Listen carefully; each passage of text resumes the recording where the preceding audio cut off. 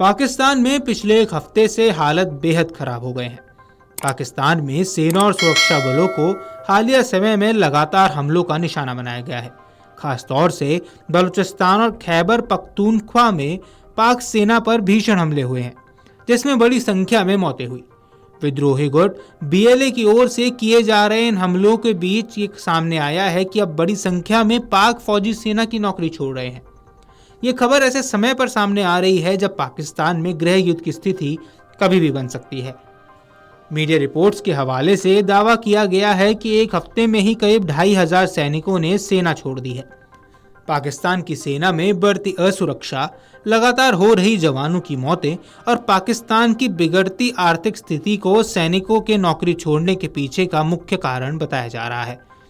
पाक सेना को छोड़ने वाले ज्यादातर सैनिक देश के बाहर सऊदी अरब, कतर, कुवैत और यूएई में काम करने के लिए चले गए हैं। वे अपनी जान जोखिम में डालने से बेहतर विदेश जाकर आर्थिक सुरक्षा को चुन रहे हैं। वहीं रिपोर्ट्स में यह भी दावा किया गया है कि पाकिस्तानी सेना के भीतर हालत काफी ज्यादा खराब है। ऐसे में सैनिक लगातार हिंसा और असुरक्षा के बीच लड़ने को तैयार नहीं हो रहे हैं। पाकिस्तान में सुरक्षा स्थिति बिगड़ने से सैनिकों का मनोबल टूट रहा है।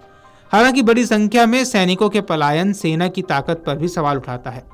यह ऐसे समय में हो रहा है जब सुरक्षा के मुद्दे पर गंभीर चुनौतियों का सामना कर रहा है पाकिस्तान। इससे भविष्य में पाक सेना की कार्यक्षमता पर असर पड़ सकता है। वहीं इसी बीच नेशनल असेंबली में बोलते हुए सांसद फुलैन बलूच ने चेतावनी दी कि बलूचिस्तान में सुरक्षा की स्थिति इतनी खराब हो गई है कि निर्वाचित प्रतिनिधि अब अपने निर्वाचन क्षेत्रों में सुरक्षित रूप से नहीं जा पा रहे हैं। बलूच ने देश की संसद में बोलते हुए कहा, स्थानीय प्रतिनिधियों को सशक्त बनाने और क्षेत्र के लंबे समय से चले आ रहे मुद्दों को हल करने के लिए वास्तविक चुनाव कराना काफी ज्यादा जरूरी है। उन्होंने जोर देकर कहा कि मुख्यमंत्री सरफराज बुगटी कानून और व्यवस्था को बहाल करने के लिए अकेले जिम्मेदार नहीं है। उन्होंने आगे कहा कि यह एक सामूहिक समस्या है जिसके लिए व्यापक समाधान तलाशने की जरूरत है। गौरतलब है कि पाकिस्तान में एक भीषण बम धमाका हुआ जिसकी जिम्मेदारी बलूच लिबरेशन आर्मी ने ली। पाकिस्तानी अधिकारियों ने बताया कि रविवार को राष्ट्रीय राजमार्ग पर बलूचिस्तान के नौशकी जिले में एफसी काफिले के पास विस्फोट में फ्रंटियर कोर के 7 जवान मारे गए और कम से कम 12 जवान घायल हो गए। हालांकि बीएलए का दावा है कि काफी ज्यादा जवान मारे गए हैं। कुछ वीडियो फुटेजेस भी वायरल हुए जिनमें एक बस में भीषण बम विस्फोट होता नजर आ रहा है। अधिकारियों के मुताबिक प्रतिबंधित बलूचिस्तान लिबरेशन आर्मी अब पाकिस्तान के लिए बहुत बड़ा खतरा बन गई है। Noshki station house officer Zafarullah Sumalani ने कहा कि शुरुआती जांच से पता चलता है कि आज की घटना एक आत्मघाती हमला थी। वहीं सांसद ने कहा कि अब बलूचों का आंदोलन आदिवासी नेतृत्व से दूर हो गया है और इसका नेतृत्व शिक्षित युवा कर रहे हैं, जिनमें डॉक्टर, प्रोफेसर और विश्वविद्यालय के छात्र शामिल हैं। रिपोर्ट के मुताबिक ये प्लान बनाकर पाकिस्तान में हमले कर रहे हैं, जिससे पाकिस्तान में लगातार बम धमाके हो रहे हैं। सांसद बलूच ने देश की संसद में बोलते हुए कहा कि बलूचिस्तान में हर तबके के लोग गायब हैं।